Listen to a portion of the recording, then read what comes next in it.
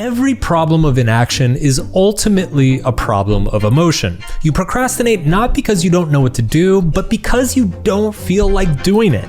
You eat garbage and stay up all night because you don't care in that moment that it's bad for you. The trick then is to master manipulating your own emotions. And it turns out it's actually not that hard to do this. You can trick your mind into wanting to do things that are good for you. The best productivity advice I ever got was from my high school math teacher. He told us, if you're ever stuck on a problem, don't just stare at it. Start writing and rewriting it in different ways. The simple act of writing will then spur new ideas and help you solve it. Now, this sounded crazy and a bit woo-woo to me, but I quickly discovered it was true. And not only was it true with math problems, but it was true for everything in life. Don't want to exercise? Well, put your shoes on and walk around the block. Suddenly, it feels kind of easy to start running. Don't know how to ask your boss for a raise? Well, walk into their office and ask for 10 minutes of their time. Suddenly, the conversation flows from there. I've started calling this the do something principle. When you feel stuck, do something, anything, no matter how small, and the rest will begin to naturally follow.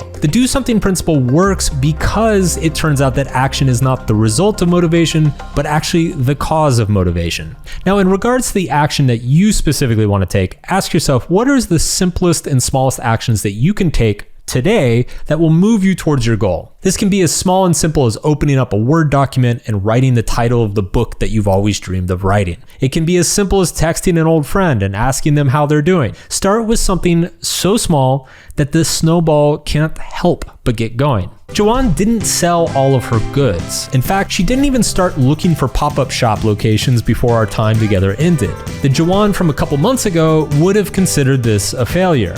But this failure has helped her learn about her business and herself.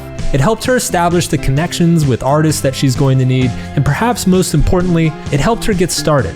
She accomplished more in a month than she did the entire 11 months beforehand. That's why the last step to taking action is to recognize that failure moves us forward.